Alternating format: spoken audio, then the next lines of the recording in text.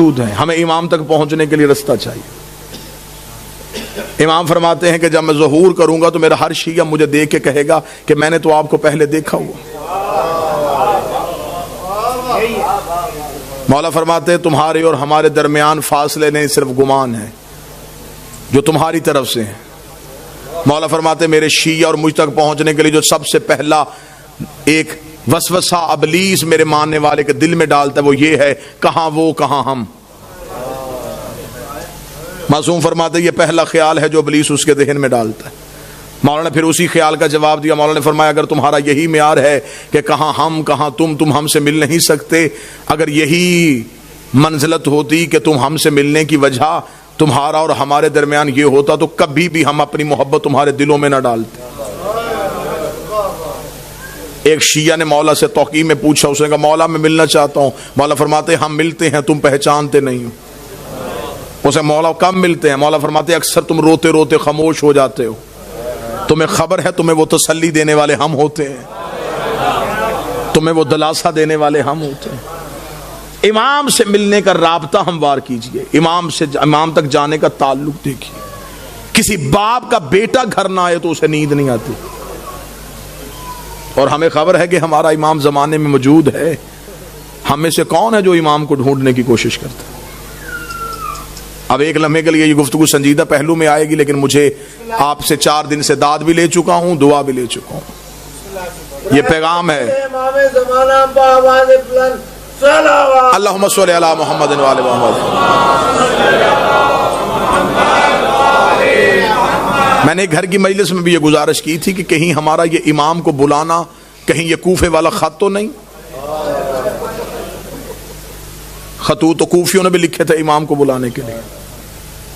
ہمیں امام سے صرف امام کا انتظار نہیں کرنا, امام کے رستے کو ہموار بھی کرنا. توجہ آپ صاحبان فرمائیں گے سرکار.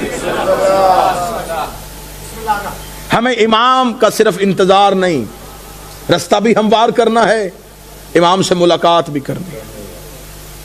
امام نے تو اپنا ایڈریس بتا دیا کہ میں کب اور کہاں ہوتا ہوں. اب اس سے زیادہ امام کو کون شیعہ ہے جو کہے کہ مجھے اب ڈھونڈنے میں مشکل ہے. امام نے فرمایا ہفتہ والا دن مجھے ڈھونڈنا ہو تو مسجد کوفہ میں آنا, اتوار کو میں مسجد سہلہ میں ہوتا ہوں, سوموار کو میں بقیہ کی قبروں پہ ہوتا ہوں, پھر میں مسجد جمکران میں ہوتا ہوں, شب جمعہ میں کربلا میں ہوتا ہوں, جمعہ میں امیر المومنین کے حرم میں ہوتا ہوں. مولا فرماتے طواف کعبہ کرتے ہوئے کعبے پہ سیدھی بارش ہو رہی ہو اور مزاب رحمت سے پانی نیچے آ رہا ہو تو سمجھ لینا تمہارا امام طواف میں ہے. اب اس سے زیادہ آسان نشانیاں کون بتائے گا؟ امام خود بتا گیا کہ میں اس وقت میں یہاں ہوتا. پھر امام نے اگلی نشانی بتائی. امام نے کہا چل تو ہم سے محبت کا دعویٰ کرتا ہے نا, تجھے مجھ تک پہنچنے کی ضرورت نہیں, تو ہمیں بلا. اتنا امام کی موجودگی کا یقین رکھو کہ امام فرماتے ہیں کہ دسترخوان میں ایک فرد کی جگہ خالی چھوڑو. تمہارے گھر میں بچے پوچھیں گے جگہ کس کے لیے, تو کہہ دینا ہمارا امام موجود ہے. عرب کی ایک مستور برقع پہن کے سوتی تھی. مستورات نے کہا کیوں برقع پہن کے سوتی ہے؟ اس نے کہا امام کا ظہور ہو گیا, برقع ڈھونڈوں گی یا امام کے لشکر میں جاؤں گی. ملاقات با امام زمانہ حسن ابتہی 2 جلدوں میں کتابیں لکھی ہوئی ہیں. کتنے لوگ ہیں جو امام سے ملاقات کر چکے ہیں. ایک عراق کا رہنے والا شیعہ ہر روز گھوڑا لے کے چوک میں تلوار لے کے کھڑا ہو جاتا. لوگ پوچھتے کیوں کھڑا ہے یہاں پہ؟ اس کا امام کا انتظار کر رہا ہوں. لوگوں نے اسے پاگل تصور کرنا شروع کر دیا. ایک دن کسی نے مذاق میں کہا تو یہاں کھڑا ہے, امام تو وہاں آ چکے ہیں. اس نے اپنے گھوڑے کا رخ موڑا, دوڑا اور پھر کبھی بھی واپس نہ آیا. یقیناً وہ امام کے لشکر میں شامل ہوئے. امام تو ہمارے اتنا قریب. ایک شخص نے ایک عارف سے آ کے شقیق نے کہا کہ میں مولا سے ملنا چاہتا ہوں, مجھے کوئی عمل بتائیے جو میں کروں اور امام سے ملاقات ہو. موضوع پسند ہے سرکار؟ یا علی مشکل مجھے کوئی عمل بتائیے میں مولا سے مل سکوں. انہوں نے کہا عمل یہ ہے کہ رات کو تیز نمک والا کھانا کھا کے سونا. اس نے کہا کیوں؟ فرمایا بس تیز نمک والا کھانا کھا کے سو گیا. صبح آیا, میں سو گیا تھا دی رات, لیکن زیارت نہیں ہوئی. اس نے کہا خواب میں کیا دیکھتا رہا؟ اس نے کہا پانی، اس لیے کہ میرے دل میں پانی کی طلب تھی. اس نے کہا جتنی طلب تیرے دل میں پانی کی تھی اتنی امام کی کر، ملاقات ہو جائے گی. شدت پیدا کر امام سے ملنے کی، خواہش پیدا کر امام سے. ایک شخص کو خبر ہوئی کہ کربلا میں مولا امام حسین کے حرم میں جو 40 روز زیارت عاشورہ پڑھے امام اس سے مل لیتے. اور یہ آج بھی ہے، منقول ہے روایات میں کہ حرم امام حسین میں زیارت عاشورہ کا 40 روز کا عمل کیا جائے تو امام مل لیتے ہیں. وہ 40 روز زیارت عاشورہ کا عمل کرنے کے لیے چلا گیا. جیسے جیسے دن گزرتے گئے ذہن میں اعتماد ختم ہوتا رہا کہ نہیں، ملاقات نہیں ہو سکتی، میں اس قابل نہیں ہوں، میں گنہگار ہوں، وہ مجھ سے نہیں ملیں گے. بس یہ اعتماد کم ہوتا گیا. دن قریب آنے شروع ہو گئے. ذہن میں آیا گھر واپس چلا جاؤں، بچے اکیلے ہوں گے، کاروبار تباہ ہو رہا ہوگا. گھوڑے پہ بیٹھا اور حدود حرم سے نکلا. جب وہ کربلا سے نکل رہا تو گھوڑا سوار اس کے ساتھ چلا. گھوڑا سوار کی آواز آئی کہاں جا رہا ہے؟ کہنے لگا کوفہ. کس رستے سے جائے گا، خشکی کے یا فرات کے؟ کہنے لگا خشکی کے رستے. گھوڑا سوار کی آواز ہے پھر کوفہ میں ایک میرا کام کرے گا، ایک امانت ہے، وہ کوفہ میں ایک شخص کو دے دینا. کہنے کا کیا امانت ہے؟ اس نے کہا کوفہ میں ایک ریان نامی شخص رہتا ہے، اسے یہ 40 دینار دے دینا. جب تو اس کے دروازے پہ جائے گا، دستک دے گا، صبح کا وقت ہوگا، وہ دروازہ کھولے گا، اس کے بازوؤں پہ خون کے چھینٹے ہوں گے. پریشان نہ ہونا، وہ قصاب ہے، صبح صبح جانور ذبح کرتا ہے. ذہن میں پھر نہ آیا کہ جو پہنچنے سے پہلے وجہ بتا رہا ہے.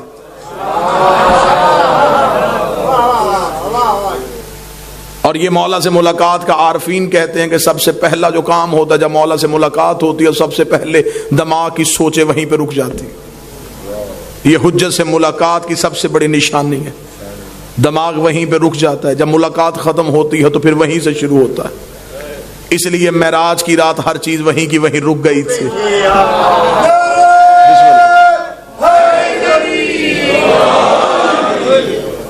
اب جب گھوڑا سوار واپس پلٹا تو اس نے آواز دے کے کہا، اس نے کہا اگر وہ پوچھے یہ کس نے دیے ہیں تو اپنا نام تو بتائیے. گھوڑا سوار کی آواز ہے کہہ دینا بقیہ نے دیے. میرے مالک کا لقب ہے بقیت اللہ. چلا گیا، جا کے کوفہ میں صبح پہنچا. اسی قصاب کے دروازے پہ دستک دی، اندر سے وہی شخص نکلا، بازوؤں پہ خون کے چھینٹے. دیکھیں گے مجھے خبر ہے تو صبح صبح جانور ذبح کر رہا ہے. کہاں سے آیا؟ کہنے لگا کربلا سے آیا ہوں. تو میرے دروازے پہ کیوں آیا ہے؟ میرے پاس تیری ایک امانت ہے، یہ 40 دینار کسی نے کربلا سے دیے، اسے کر ریان کو دے دینا. آنکھیں کھلی کی کھلی لگا، رک یہیں پہ. اندر گیا، لباس تبدیل کیا، وضو کر کے باہر آیا. کہنے لگا زحمت ہوئی تجھے میرے دروازے پہ، میں معذرت چاہتا ہوں، تجھے اپنے دروازے پہ روک کے رکھا، میں لباس تبدیل کر چکا ہوں، وضو کر چکا ہوں، تھوڑی دیر کے لیے گھوڑے سے اتر، مجھے وہ آنکھیں چومنے دے جس سے تو نے مولا کو دیکھا ہے، مجھے وہ ہاتھ چومنے دے جس سے تو نے مولا کو ہاتھوں کو ہاتھ لگائے. یہ پریشان ہو گیا تھا کون سے مولا؟ اس نے کہا یہ کیا تمہیں صاحب الامر نے نہیں دیے؟ کہنے لگا کون سے صاحب العصر؟ کیا وہ امام زمان تھے؟ اس نے کہا تو وہاں مل کے آیا، تجھے پتہ ہی نہیں؟ مجھے جو جب بھی کوئی مشکل ہوتی ہے میں انہی کو بلاتا ہوں. میں نے تو ابھی رات کو کہا تھا مولا 40 دینار کا قرضہ ہے، مجھے واپس دینا ہے. صبح سے پہلے اس نے واپس بھیج دیا.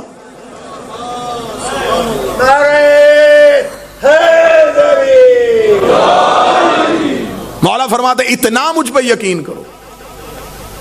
جب تمہارا یقین اتنا بڑھ جائے گا پھر تم اپنی مشکل کسی کو بتاؤ گے نہیں.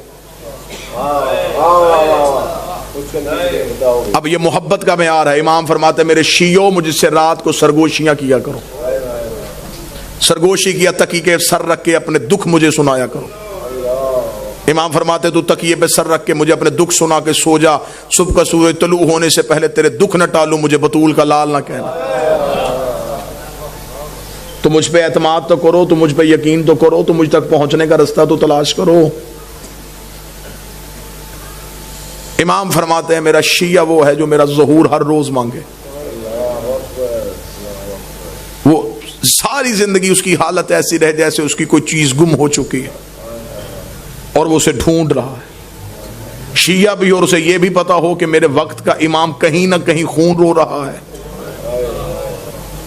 پھر اس کے دل میں یہ طلب ہونی چاہیے کہ میں امام تک کسی نہ کسی طریقے سے پہنچوں. ملاقات امام سے ہے. قبلہ تشریف فرمائے ملاقات ممکن بھی ہے. ہاں امام ملتے ہیں ہر کسی سے اس کی معرفت کے مطابق، اس کے عرفان کے مطابق. آئیں گے ضرور، برا ہو صحیح آئیں گے ضرور. چلے میں تحفہ دوں آج کی آخری مجلس میں، ہدیہ دوں. مولا فرماتے جس دن تم چاہو کہ تم مرنا نہیں چاہتے،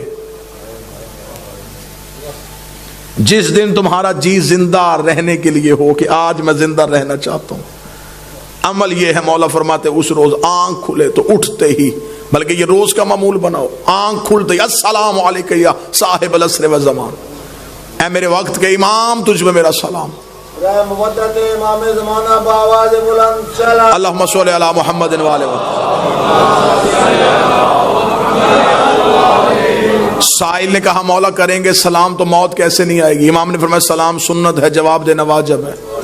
تم سلام کرو گے وہ جہاں بھی ہے واپسی میں جواب دے گا علیکہ السلام. جب وہ کہہ دے سلامتی ہو تو پھر موت کیسے آ سکتی؟ اب امام تک پہنچنے کا رستہ کس نے تعین کرنا ہے؟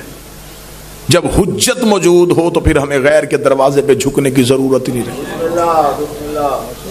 سرکار اب ہمارا امام تک پہنچنے کا ایک ہی ذریعہ ہے، اپنے توکل کو بلند کیجئے، اپنے اعتماد کو بحال کیجئے، یقین کی منزل پہ آئیے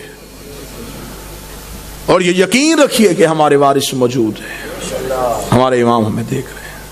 جب یہ یقین آ جائے گا نا کہ امام موجود بھی ہیں، دیکھ بھی رہے ہیں، پھر گناہ کون کرے گا؟ جو بیٹا باپ کے سامنے سگریٹ نہیں پیتا، جب اسے یہ ذہن میں ہو کہ میرا امام موجود ہے، پھر وہ غلطی کیسے کرے گا؟ لیکن ہم نے اپنے اندر سے وہ یقین ختم کر لیا ہے. ہم سمجھتے ہیں کہ امام ہے، بس آ جائیں گے، آ کے ہمارا بھی انتقام لیں گے، اپنا بھی انتقام لیں گے. نہیں، امام کو ایسے نوکر نہیں چاہیے. امام کو ایسے چاہیے جو آج بھی امام کے عشق میں ویسے کھڑے ہوں جیسے امام کے قیام پہ کھڑے ہونا ہے. ہم ظہور کے بالکل قریب ہیں، اور یہ جو آج چھوٹے چھوٹے مسئلے مسائل، یہ مسئلہ وہ مسئلہ، یہ مسئلہ وہ مسئلہ، یہ مسئلے نہیں ہیں، یہ امام کا چھان باریک ہو رہا ہے.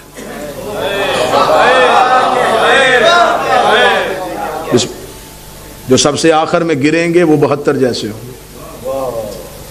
مولا نے فرمایا ہمارے ظہور کے، میرے آخری بیٹے کے ظہور کے وقت سب سے مشکل چیز ہمارے شیعوں کے لیے ہوگی اپنے عقیدے کا تحفظ کرنا. مال چوری ہونے سے بچایا جا سکتا ہے، اور عقیدہ چوری ہونے کا خطرہ اس لیے بھی زیادہ ہو جاتا ہے جب چوکیدار ہی چوروں سے مل جائیں. عقائد حقہ کا تحفظ کرنا. ہم حجت کے قریب جا رہے ہیں. مولا فرماتے جب میرے شیعوں کے روزانہ کے اعمال میرے سامنے آتے ہیں تو آپ یہ جملہ سمجھیے گا، اور اس کے بعد پھر گناہ کرتے ہوئے ایک بات ذہن میں، یہ میری روایت کو ضرور آنے دیجیے. امام فرماتے جب میرے شیعہ کا گناہ میرے سامنے آتا ہے تو امام فرماتے اس ایک گناہ کو دھونے کے لیے مجھے اپنے آنکھوں کے آنسو لہو والے استعمال کرنا. مولا اپنے آنسوؤں سے اس شیعہ کے اس گناہ کو دھوتے، دھو کے کہتے ہیں میرے اللہ یہ مجھ سے محبت کرتا تھا، بے خبری میں گناہ کر گیا. اس لیے مولا نے فرمایا میرے شیعوں ہمارے لیے شہرت کا باعث بننا، میری آنکھ میں آنسو کا باعث نہ